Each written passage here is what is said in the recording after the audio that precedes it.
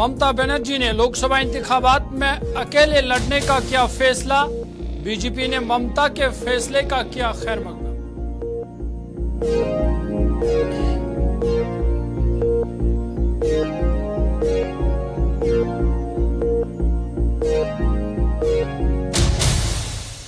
राहुल गांधी का असम के वज़ीर आला पर फिर हमला। कहा 25 केस दर्ज किए, 25 और करा ले, मुझे डरा नहीं सकते। भारत जोड़ो न्याय यात्रा रुकने वाली नहीं।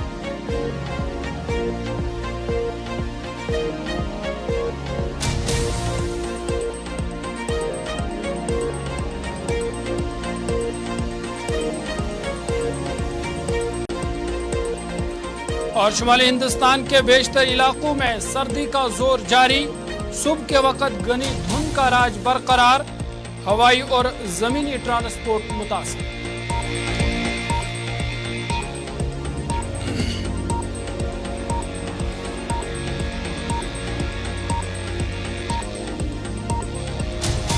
आदाब नाज़रीन, गुलिस्तान न्यूज देख रहे हैं आप। बड़ी खबरों के बुलेटिन के साथ मैं हूं ज़ुहूर लोलाबी। बुलेटिन का आगाज बड़ी खबर के साथ करते हैं और बड़ी खबर इंडिया इत्तेहाद के हवाले से।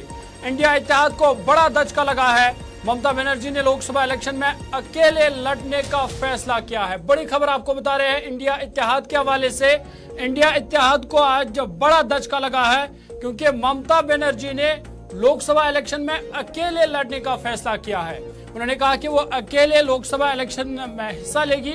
बता दें कि इंडिया इत्तेहाद की अहम रुकन ममता बनर्जी के इस ऐलान ने मगरबी बंगाल में अपोजिशन इत्तेहाद को बड़ा धचका पहुंचाया है और इस बयान ने इंडिया इत्तेहाद को बड़ा झटका लगा है।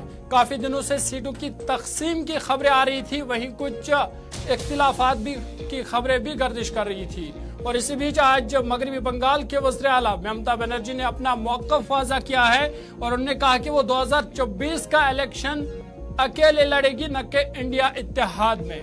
बता दें कि मगरबी बंगाल के वज़ीर आला ममता बनर्जी ने कहा कि उनकी पार्टी तृणमूल कांग्रेस मगरबी बंगाल में किसी के साथ इत्तेहाद नहीं करेगी। उन्होंने कहा कि कांग्रेस के साथ राब्ते की कमी जैसी सूरत-ए-हाल के बारे में बात की और वाज़ा किया कि वो मगरबी बंगाल में अकेले बीजेपी को शिकस्त देने के अहल है।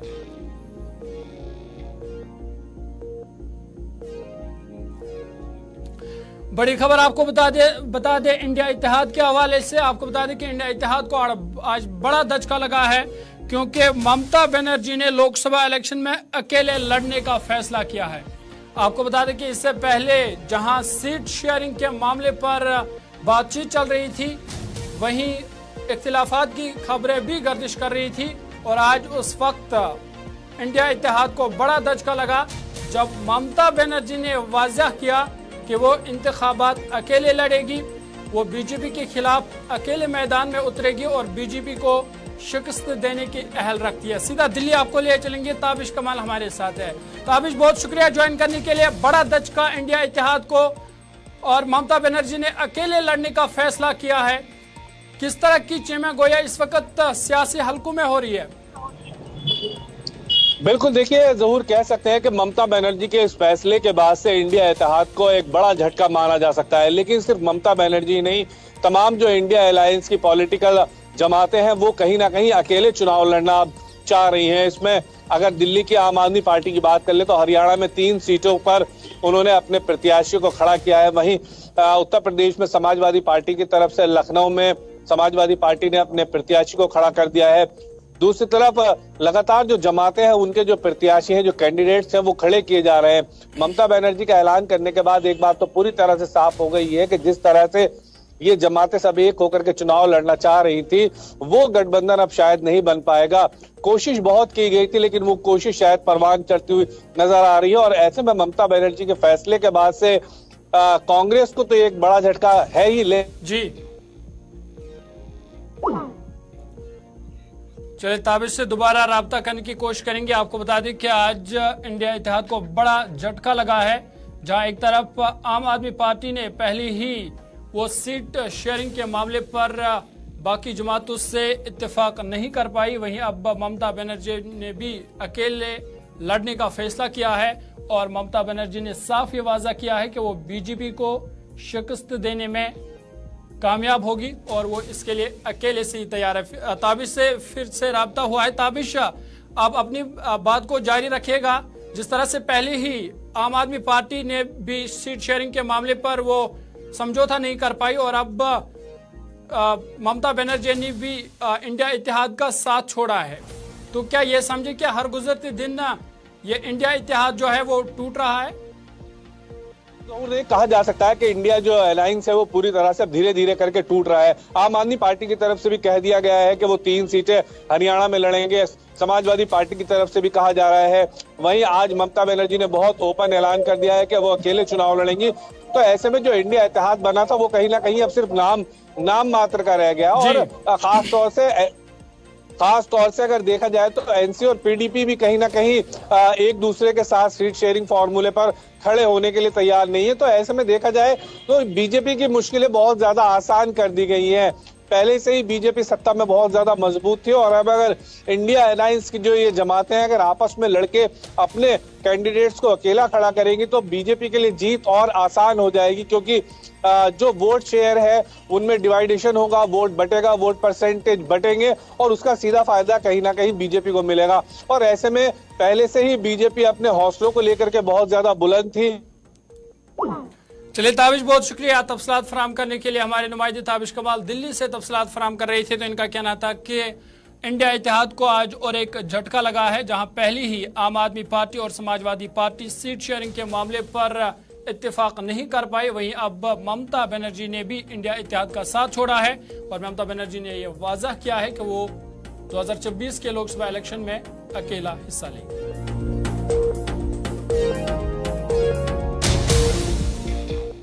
आगे बढ़ते इधर ममता बनर्जी के बयान पर कांग्रेस के general secretary in charge communication Jairam Ramesh ने कहा कि टीएमसी इंडिया इत्तेहाद का एक मजबूत सुतून है। उन्होंने कहा कि हम ममता बनर्जी के बगैर इंडिया इत्तेहाद का तस्वुर भी नहीं कर सकते। जयराम रमेश ने कहा कि कल हमारी यात्रा मगरबी बंगाल में दाखिल हो रही है और सीटों की तकसीम के बारे में भी बातचीत हो रही है। ममता जी का पूरा बयान नहीं पढ़ा है। ममता जी का पूरा बयान है, हम बीजेपी को हराना चाहते हैं, हम बीजेपी को हराने के लिए कोई कदम पीछे नहीं लेंगे। उसी भावना के साथ हम पश्चिम बंगाल में प्रवेश कर रहे हैं। जब हम लंबा सफर कर रहे हैं, एक लंबा सफर है, रास्ते में कभी कभी स्पीड ब्रेकर आ जाते हैं, कभी कभी लाल बत्ती आ जाती है। इसका माने नहीं है कि हम सफर से हम पीछे हट जाए, चलता रहता है। स्पीड ब्रेकर को हम पार करते हैं, लाल बत्ती हरी बत्ती बन जाती है। और कल यही सवाल राहुल जी से पूछा गया था, यही सवाल, और राहुल जी ने स्पष्ट उत्तर दिया कि ममता जी इंडिया गठबंधन टीएमसी, और ममता जी विशेष रूप से क्योंकि वो एक बड़े नेता हैं, टीएमसी के नेता हैं, भारत के बंगाल के नेता हैं, देश के नेता हैं, इंडिया गठबंधन का एक बहुत महत्वपूर्ण स्तंभ तृणमूल कांग्रेस। हम ममता जी के बिना इंडिया गठबंधन की कल्पना नहीं कर सकते और हम उम्मीद करते हैं कि जो कल ममता जी ने कहा कि बीजेपी को हराना हमारा कर्तव्य है, हमारी प्रायोरिटी है, हमारी प्राथमिकता है, उसी भावना के साथ हम पश्चिम बंगाल में प्रवेश कर रहे हैं। और हमें पूरा उम्मीद है कि जो बातचीत चल रही है वो कुछ ना कुछ एक मध्य का रास्ता निकाला जाएगा और इंडिया गठबंधन भी पश्चिम बंगाल में इंडिया गठबंधन के रूप में चुनाव लड़ेंगे और सभी पार्टियों का सहयोग होगा उसमें। इनविटेशन आप दे सकते हैं प्रेस को? नहीं, मैं नहीं दिया हूँ, मेरे सर पर नहीं दिया जाता उन्होंने कहा है कि कांग्रेस को कोई इनविटेशन नहीं है। कांग्रेस अध्यक्ष जी ने बात की है, राहुल जी ने बात की है, हमारे प्रभारी संगठन ने बात की है। अगर कोई लिखित में इनविटेशन है मैं उसकी कॉपी मांगकर आपको दे सकता हूं, पर मैं जानता हूं कि 3-4 बार खड़गे जी ने खुद। इधर कर्नाटक के बीजेपी लीडर आर अशोक ने कहा कि मैं ममता बनर्जी के मौकफ का खैरमकदम करता हूं। उन्होंने कहा कि कांग्रेस एक नालायक पार्टी है और ममता बनर्जी ने सही फैसला लिया। Mamata Banerjee stand I welcome because Congress party is Nalayak party. Mamata Banerjee decided Congress party is Nalayak party. If have no person in the contesting in West Bengal, there is no leader in Congress party, means Nalayak party. He only declared.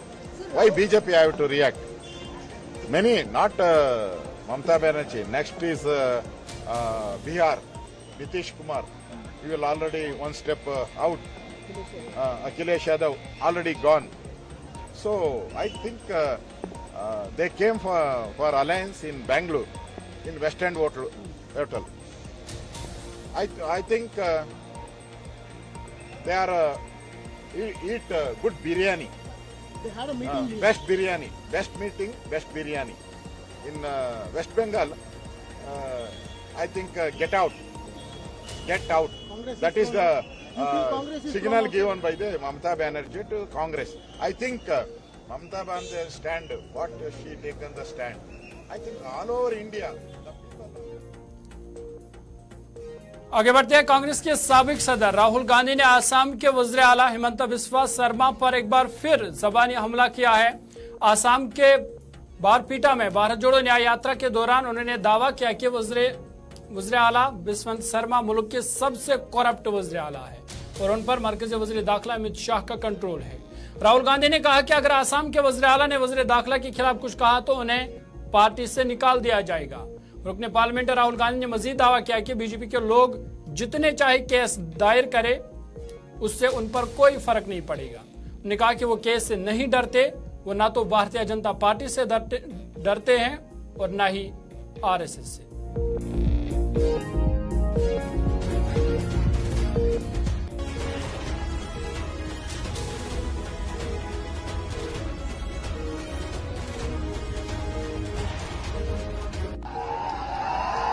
Hemant HBS जिसको कहते हैं उसका controller Delhi में बैठा है और वो देश का सबसे बड़ा चीफ मिनिस्टर है।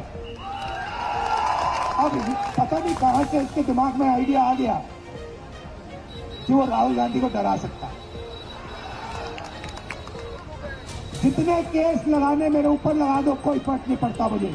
मैं नहीं डरता, मैं बीजेपी से नहीं डरता, मैं आरएसएस से नहीं डरता। मुझे कोई फर्क नहीं पड़ता। जितने केस डाले 24 लगाए, 25 लगाए, 25 और लगा दो, लो मजे लो। मैं बताऊं आपको एक बात बताता हूं। एक दिन आए मेरे पास, केस लगा दिया,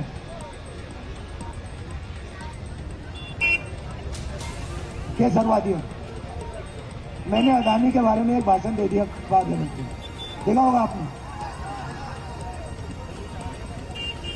अदानी जी के बारे में भाषण दे दिया और मोदी जी के खास दोस्त हैं, दोस्ती है, तो उन्होंने कहा भाई दोस्त को तो बचाना पड़ेगा, मेरे ऊपर केस लगा दिया, पार्लियामेंट से निकाल दिया। कहा कि भैया राहुल गांधी की लोकसभा की सदस्यता रद्द कर दी। फिर मेरा घर ले लिया, सरकारी घर है, घर ले लिया। जब वो घर लेने आए, मैंने खुशी से उनको चाबी ली और कहा देखो भैया ये तुम्हारा घर है, मुझे ये घर नहीं चाहिए, उठा के ले जाओ। मेरा घर पता कहाँ है? मेरा घर हिंदुस्तान के हर नागरिक के दिल में है। मुझे तुम्हारे घर की जरूरत नहीं है। मेरे आसाम में अक़वाम मुत्तहिदा के जनरल असेंबली के सदर डेनिस फ्रांसिस ने कहा कि सदर की हैसियत से अपने पहले दौरे के लिए हिंदुस्तान में आकर मुझे खुशी हुई है। उन्होंने कहा कि मैं भारत के काम और मुसलसल दिलचस्पी के लिए तहे दिल से शुक्रिया अदा करता हूँ। उन्होंने कहा कि मैं यहाँ हिंदुस्तान में हूँ और वज़ीर ख़ारिजा की दावत पर हूँ। मेरे दौरे का बुनियादी मकसद अक़वाम मुत्तहिदा के जनरल असेंबली में अमन, खुशहाली, तरक्की और पायदारी के लिए मेरी सदारत की तरजीहात के लिए हिंदुस्तान की मुसलसल हिमायत हासिल करना है। उन्होंने कहा कि नई दिल्ली में मेरी पहली मसरूफियात महात्मा गांधी को खराज अकीदत पेश करना था। I'm delighted to be in India for the first time in my capacity as President of the General Assembly. But India is not unknown to me. I am particularly delighted to interact with you all, friends from the Indian media, who have always shown great interest in the work of the UN and in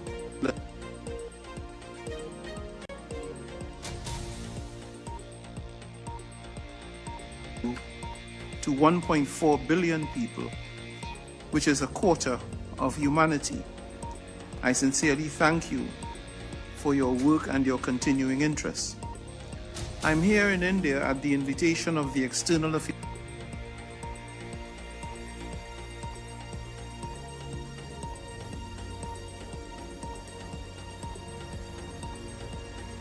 हमारा संविधान हमारा सम्मान मुहिम के इफ्ताही programme में नायब सदर जगदीप धनखड़ ने कहा कि लोगों को देखना चाहिए कि किस तरह से हमने अपने भारत को आलमी प्लेटफॉर्म पर रखा है। उन्होंने कहा कि भारत ने दुनिया में एक अलग मुकाम हासिल किया है।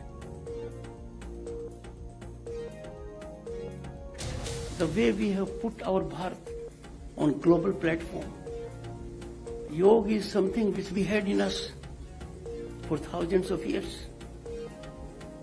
But gratitude to the Indian Prime Minister of a country that is home to 1/6 of humanity, that he could make this declaration in United Nations. In the shortest time, the largest number of nations came forward to support this. And 21st June is International Yoga Divas, celebrated in every nook and corner of the planet. The last one was indeed historic. The premises were precincts of United Nations. It was our Prime Minister there, and we had the good fortune that the entire world participated. I was there at the national event at Jabalpur. Look at the way Haryana के वज़ीर आला मनोहर लाल खट्टर ने हसार में मुख्तलिफ प्रोजेक्टों का इफ्तिताह किया। उन्होंने इस मौका पर कहा कि हम हरियाणा को तालीम का कौमी और बैनुल-अक़वामी मरकज बनाने के लिए काम कर रहे हैं। उन्होंने कहा कि हरियाणा आज तरक्की के राह पर गामज़न है।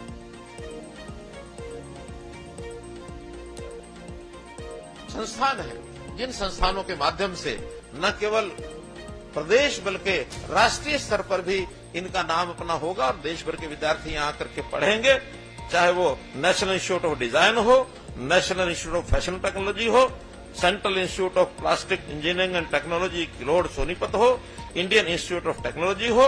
तो इस प्रकार के सब संस्थान अब ये एक एक करके शेप ले रहे हैं और हम हरियाणा को एक नेशनल और इंटरनेशनल शिक्षा का एक हब ये बनाने जा रहे हैं। अभी तक सोनीपत में हमारे पास राजीव गांधी एजुकेशन इंस्टीट्यूशन एकमात्र ऐसी स्थान था जहां विदेश के लोग आकर के पढ़ना शुरू हुए थे, लेकिन आज चाहे गुरुग्राम है, चाहे पंचकुला है, चाहे रोहतक है, चाहे सोनीपत है, ऐसे सब स्थानों पर विदेशों के विद्यार्थी बहुत बड़ी मांग आ रही है। अफ्रीका के लोगों ने कहा है कि हमारे यहाँ मेडिकल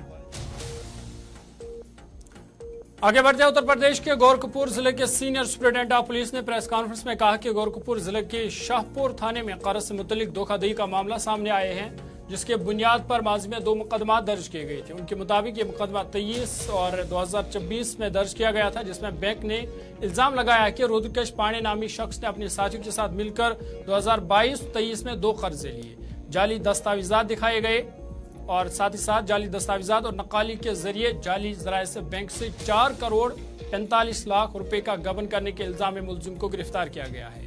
गिरफ्तारी के दौरान मुलजिमान के कब्जे से एक गाड़ी, सफेद टोयोटा फॉर्च्यूनर, एक laptop, 9 Aadhaar card, 10 PAN card, 6 ATM card, 25 chequebook, 2 passbook, 9 मोहरें जब्त की गई है, जबकि इस हवाले से मजीद तहकीकात जारी है।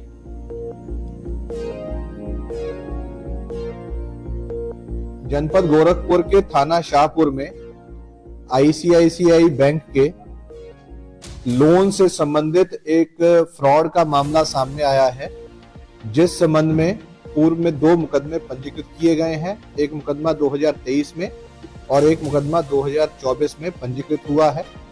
इसमें बैंक द्वारा ये एलिगेशन लगाए गए हैं कि एक रुद्रांश पांडे नाम के व्यक्ति अपने सहयोगियों के साथ मिलकर के उनके द्वारा 2022 और 2023 में 2 लोन लिए गए, जिसमें कि उनके द्वारा कुप्रचित डॉक्यूमेंट्स यूज किए गए।